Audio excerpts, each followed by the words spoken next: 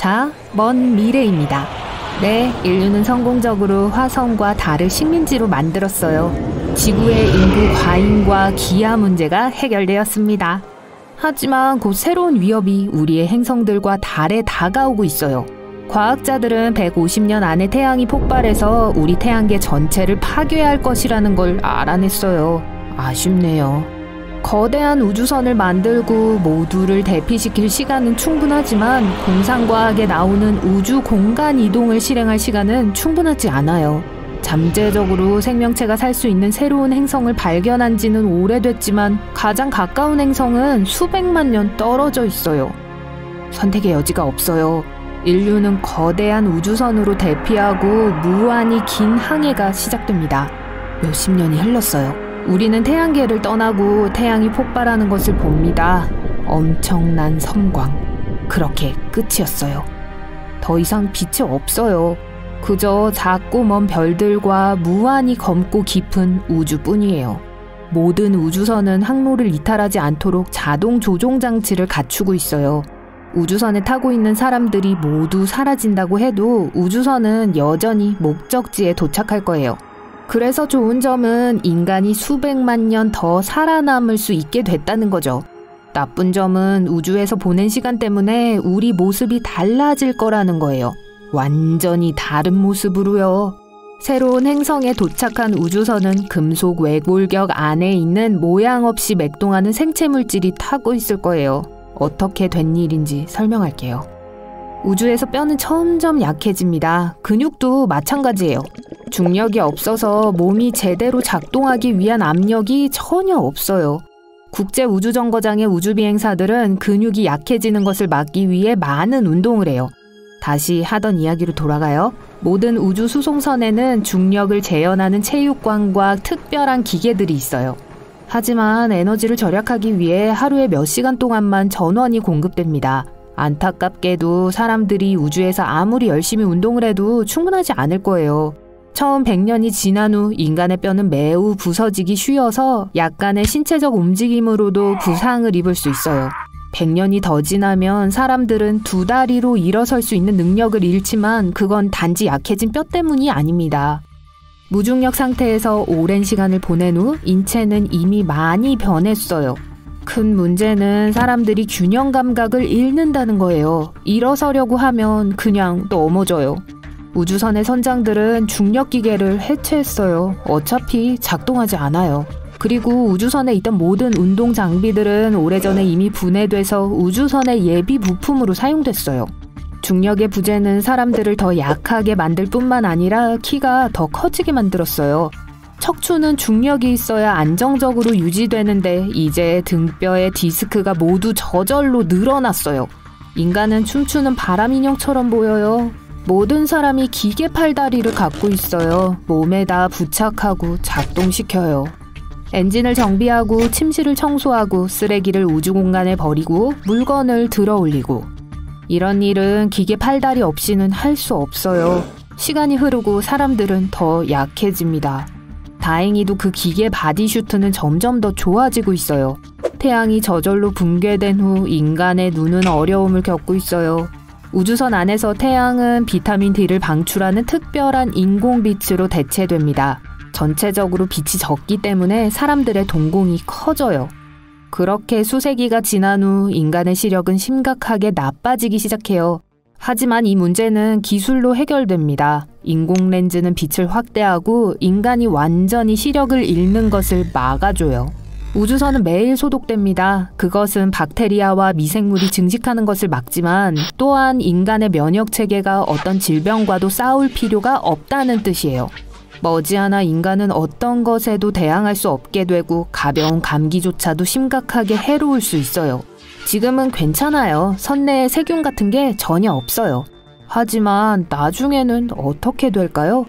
우주선에서 물과 자외선이 있는 특별한 온실에서 수백만 개의 식물들이 자랍니다. 이 식물들이 산소를 생산하여 우주선 전체로 퍼뜨려요. 물론 수백만 명에게 충분할 만큼의 양은 아니지만 사람들이 두고 떠나온 지구를 기억하도록 도와주죠. 수세기 동안 우주선에서 살아온 후 인간은 새로운 환경에 적응했고 거의 호흡을 멈췄어요. 폐는 거의 완전히 사라졌고 사람들은 물, 액체, 산소 탱크에서 산소를 얻는 다른 방법을 개발하기 시작했어요. 인간은 완전히 새로운 종이 되고 있습니다. 하지만 모두 나쁜 건 아니에요. 유전공학은 매년 발전하고 있어요. 본격적인 생명 유지복이 제작됩니다. 움직임, 힘, 속도, 시각, 청각, 심지어 말하기에도 도움을 줘요. 사람들의 목소리는 너무 약해져서 속삭임만 할 수 있어요. 다행히도 이 슈트에는 마이크와 스피커가 내장되어 있어요. 음식도 없고 특수 제작된 액체만 있어요. 우주에서 그 많은 시간을 보낸 후 인간의 위는 이제 아무것도 소화할 수 없어요. 땅콩 한 줌이나 작은 크래커 하나요? 포기하세요.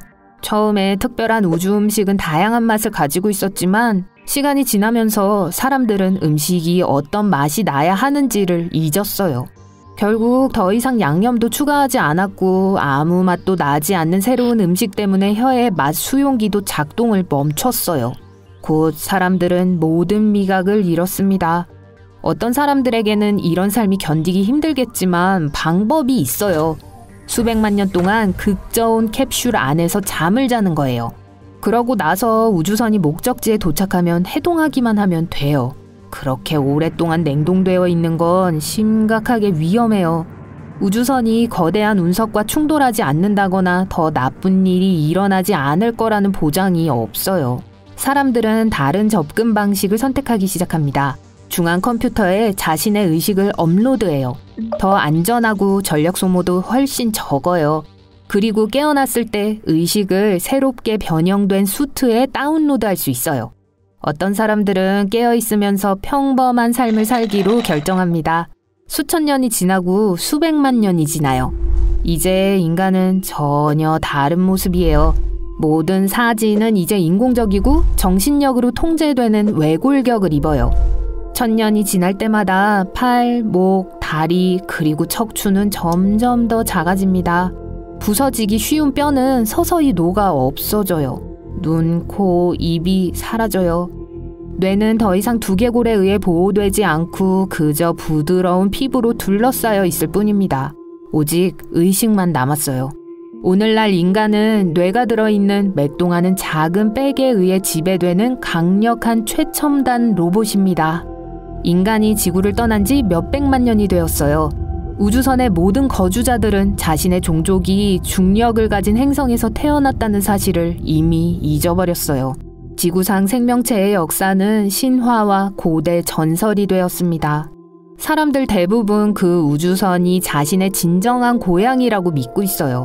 그래서 인간이 마침내 목적지에 도착했을 때 아무도 내려서 걸어다니며 주변을 둘러보려고 하지 않아요. 낯설고 새로운 행성에서 우주복을 입고 사는 건 쉬운 일이 아니에요. 중력, 공기, 박테리아, 세균. 인류가 이러한 새로운 조건에 익숙해지려면 수천 년의 진화가 필요합니다. 다행히도 인간에게는 비밀 무기가 있어요. 기술이죠.